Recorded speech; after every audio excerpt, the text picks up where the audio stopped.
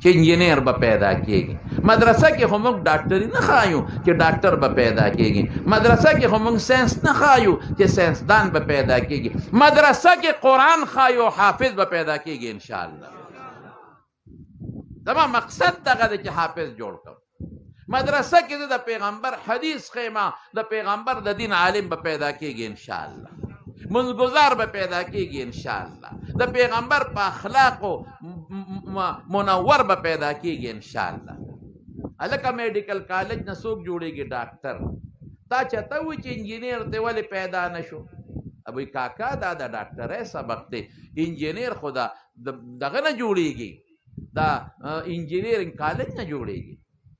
هر شي خپلې. مونږ وایو چې دلته حکومت د انجینیرینګ نظام چلی، مونږ نشو چلولی. زمونږ کار دا نه دی. اوس نشته چې دکان ته ورشئ نو ابدله سر خورئ، ابدله جامت کوئ. داسې ده که نه ده؟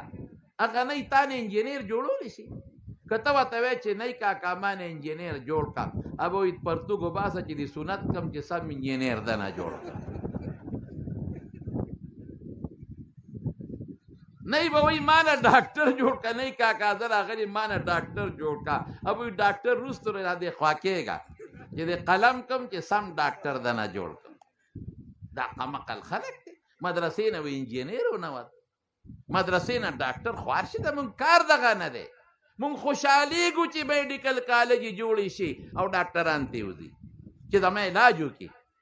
مونږ خوشحالېږو چې انجینیرینګ کالج جوړې شي او انجینیران ترې وځي چې ماله سړکونه جوړ کړي او ماله بلډینګونه جوړ کړي. مونږ خوشحالېږو چې اسکولونه او کالجونه جوړ شي چې پوځي افسران ترې وځي چې زما د سرحداتو او د ملک حفاظت وکړي. مونږ خوشحالېږو چې سکولونو او کالجونو کې خلک سبق ووایي چې پولیس ته جوړ شي چې زما او ستا حفاظت وکړي او امن راولي.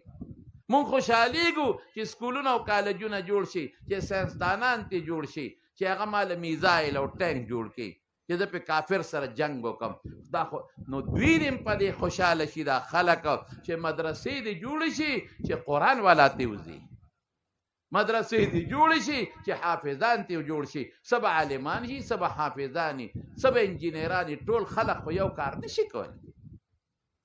د ملک خدمت بدله نور کوي، د وطن د امن خدمت بدله نور کوي، د تجارت خدمت بدله نور کوي، د ځمکې زمیندارۍ خدمت به نور کوي. دا ټول د دنیا سره تعلق لري او د قرآن خدمت ضروري دی که نه دی؟ د پیغمبر د دین خدمت ضروري دی که نه دی؟ نو ډاکټري ضروري ده او دا نه دی؟ ټول ضروري دي. یو بچی ډاکټر کا میډیکل کالج ته ولېږه، یو بچی انجینیر کا ولېږه دغه ته انجینیر یونیورسټۍ ته، یو ساینسدان کا، یو ځای کې کا، یو بل ځای کې کا. یو د عالم کا، اخرت لم ضرورت شته، قرآن لم ضرورت شته.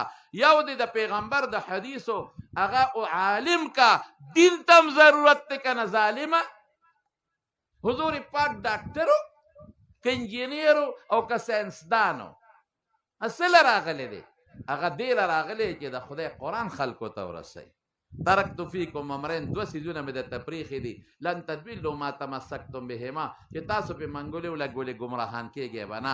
یو د الله کتاب او د بل د پیغمبر سنت. نو پیغمبر خدای له راغلی چې کتاب خلکو ته ورسوم، ویې رساو، او د پیغمبر سنت خلکو ته ورسوم، ویې رسول، او هغې صحابه هغه مونږ ته ورسول. لیکن د پیغمبر زمانه کې خلکو تجارتونه کړي دي، منع نه ده کړې. وی کوې تجارت وکړې شابه چې رزق حلال دی وګټو، نو دا فرض دی. پیغمبر وی ثواب پې دی.